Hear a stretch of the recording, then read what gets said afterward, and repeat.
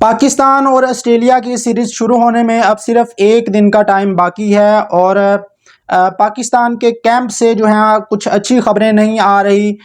خاص طور پر انجریز کو لے کر۔ پہلے آسٹریلیا والے جو ہیں وہ انجرڈ ہو رہے تھے، ہم ان کو رو رہے تھے کہ آلریڈی آسٹریلیا کی جو ہے وہ بی ٹیم آئی ہے، اس میں سے بھی جو اچھے پلیئر ہیں جیسے مچل مارش ہیں ان کو انجری ہو گئی اور وہ واپس جا رہے ہیں، حالانکہ پورا آئی پی ایل کھیل کر آئے ہیں، تو ہم ان کو رو رہے تھے کہ بھائی کیا مقابلہ ہوگا ہماری ٹیم جو ہے فل سٹرینتھ ٹیم ہے اور آسٹریلیا کی جو ٹیم ہے وہ تقریباً سی ٹیم آپ کہہ سکتے ہیں کہ اب ہے۔ تو ہم پہلے اس بات کو رو رہے تھے، لیکن اب جو ہے ہماری ٹیم سے بھی جو ہے نا وہ اچھی خبریں نہیں آ رہی، خاص طور پر بابر اعظم کو لے کر۔ بابر اعظم کے ساتھ کیا معاملہ پیش آیا ہے اور کیا عاقب جاوید بابر اعظم کو کھیلنے دیں گے جو پہلا او ڈی آئی میچ ہوگا آسٹریلیا کے ساتھ؟ اس خبر کی میں آپ کو ڈیٹیل بتاتا ہوں، اور اس کے علاوہ جو کراؤڈ ہے، جو خاص طور پر دوسرا اور تیسرا او ڈی آئی میچ ہے لاہور کے اندر، اس میچ میں جو کراؤڈ ہے کیا وہ کراؤڈ آئے گا میچز کو دیکھنے؟ کیونکہ جو ٹکٹوں کی صورتحال ہے وہ خاصی جو ہے وہ پریشان کن ہے پی سی بی کے لیے، اور یہ ہونی بھی چاہیے کیونکہ پی سی بی جس نے تقریباً کوئی 1.5 سال پہلے قذافی اسٹیڈیم لاہور بنایا تھا اور ابھی تک جو ہے وہ اس اسٹیڈیم کی چھت نہیں ڈالی گئی، اور فینز کو جو ہے نا وہ روسٹ کرنے کا فیصلہ کیا پی سی بی نے اس بار۔ حالانکہ اپنے للے تللے ان لوگوں نے پورے رکھنے ہیں، کوئی فورن ٹور آ جائے تو یہ پورا جو ہے نا بارات لے کر جتنے بھی کرکٹ بورڈ کے اندر بیوروکریٹ ہیں اور جتنے بھی لوگ یاری دوستی جو بھی یار دوست اکٹھے کیے ہوئے ہیں بیوروکریٹ وغیرہ جن کو نوکریاں دی ہیں پی سی بی کے اندر، وہ سارے جو ہے نا وہ ان ملکوں میں پہنچ جاتے ہیں جہاں پر پاکستان کی ٹیم ہوتی ہے، اور وی آئی پی قسم کے جو ہیں ہوٹل بک کرتے ہیں وہاں پر، مطلب اپنی عیاشی اپنے ہر چیز کو یہ پورا رکھتے ہیں۔ اور پی سی بی میں کسی بیوروکریٹ کو نوکری دینے کی بات ہو وہ بھی مینج ہو جاتا ہے، ڈیلی الاؤنسز ان کو دیے جاتے ہیں، ان کو لاکھوں روپے تنخواہیں دی جاتی ہیں اور ان کو پیٹرول کے خرچے دیے جاتے ہیں۔ لیکن جہاں پر بات آتی ہے فینز کی، تو فینز کے لیے ابھی تک تقریباً 1.5 سال کے عرصے میں ابھی تک ایک چھت جو ہے ایک اسٹیڈیم کے اوپر، قذافی اسٹیڈیم لاہور جو نیا بنایا اس کے اوپر ایک چھت تک ابھی تک نہیں لگا کر دی گئی، اور کون جو ہے وہ 4 بجے گرمی میں آ کر بیٹھے گا اور پاکستان اور آسٹریلیا کے جو میچز ہیں وہ دیکھے گا؟ ایک طرف آپ نہ چھت دیتے ہیں لوگوں کو، ابھی تو گرمی بھی اتنی ہے کہ تقریباً 6 بجے تک سورج غروب ہوتا ہے، اور کون جا کر جو ہے وہ 2 گھنٹے گرمی میں سڑے گا اور آپ کے جو میچ کو جو ہے وہ انجوائے کرے گا؟ اوپر سے یہ لوگ پانی کی بوتل تک لے جانے نہیں دیتے، مطلب اندر یہ اسٹیڈیم میں ایک بار آپ انٹری کر لیں تو اندر آپ کو جا کر پانی کی بوتل مہنگی خریدنی پڑے گی، آپ کو کولڈ ڈرنک چاہیے وہ آپ کو مہنگی خریدنی پڑے گی، مطلب ادھر سے بھی آپ کو جو ہے وہ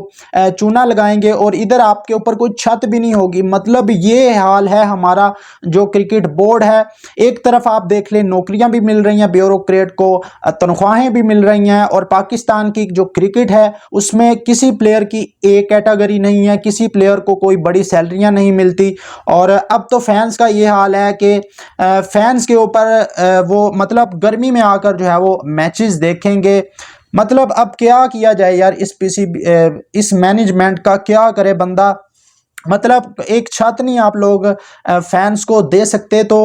اتنے مہنگے ٹکٹ آپ بیچ رہے ہیں اور فینز جو ہیں وہ آ کر گرمی میں میچ کو دیکھیں گے۔ باقی دوستو آپ لوگوں کی مرضی ہے، آپ نے جانا ہے یا نہیں جانا، لیکن ابھی تک جو ٹکٹوں کی صورتحال ہے دوسرے اور تیسرے او ڈی آئی میچ کو لے کر وہ کافی جو ہے نا پریشان کن ہے، کافی زیادہ ٹکٹ جو ہیں وہ سیل نہیں ہوئے ابھی تک، صرف چند ایک ٹکٹ جو ہیں وہ سیل ہوئے ہیں، اور کون ہے جو اتنی گرمی میں جا کر میچ دیکھے گا؟ کومنٹ میں لازمی بتائیے گا۔ اس کے علاوہ کوئی بڑی سیریز ہو کوئی چھوٹی سیریز ہو، تو بابر اعظم کی جو انجری ہے نا وہ ایک معمول بنتی جا رہی ہے۔ آپ نے دیکھا پچھلی بنگلہ دیش والی جو او ڈی آئی سیریز ہم نے کھیلی تھی چھوٹی عید سے پہلے، اس سیریز کے اندر بھی بابر اعظم انجرڈ تھے عاقب جاوید کے بقول، لیکن کسی کو نہیں پتا تھا، ایون کہ بابر اعظم کو اس کے فرشتوں کو بھی نہیں پتا تھا کہ ان کو کون سی انجری ہے، جس پر انہوں نے ٹوٹی ٹانگ والا جو ہے وہ سٹیٹس بھی لگایا تھا، انسٹاگرام سٹوری لگائی लगाई थी उन्होंने। उसके बाद बांग्लादेश में आपने टेस्ट मैच में देखा, पहले टेस्ट मैच में बाबर आजम को इंजर्ड करार देकर बाहर बैठा दिया गया, हालांकि उनके हल्की सी उनके घुटने पर बॉल लगी थी और उन्होंने कहा था मैं खेलना चाहता हूं। जिसके बाद वो ग्राउंड में चलते भी रहे, दौड़ते भी रहे, लेकिन जो है आकिब जावेद ने उनको फिर बाहर बिठा दिया। अब खबर ये है कि बाबर आजम को एक बार फिर बॉल लगी है और बॉल उनके लगी है यहाँ पसली के ऊपर, और जनाब बॉल नसीम शाह की लगी है। प्रैक्टिस करते हुए बाबर आजम को ये बॉल लगी है। तो अब बाबर आजम की ये इंजरी किस हद तक संगीन हो सकती है? क्या आकिब जावेद इस इंजरी को जवाज बनाकर, बहाना बनाकर क्या बाबर आजम को पहले मैच में ड्रॉप करेंगे, जो कि उनकी कोशिश हमेशा से होती है कि वो बाबर आजम को, पता नहीं उनका कौन सा बूज़ है बाबर आजम के साथ, वो हमेशा बाबर आजम के साथ करते हैं। तो क्या बाबर आजम ऑस्ट्रेलिया के खिलाफ पहला ओडीआई मैच जो है वो खेलेंगे या नहीं खेलेंगे? हालांकि बताया ये जा रहा है कि ये जो इंजरी है ये कोई ख़ास जो है वो सीरियस नोयत की नहीं है, लेकिन आकिब जावेद है यार, वो कुछ भी कर सकता है, आप कुछ भी तवक्को आकिब जावेद से कर सकते हैं।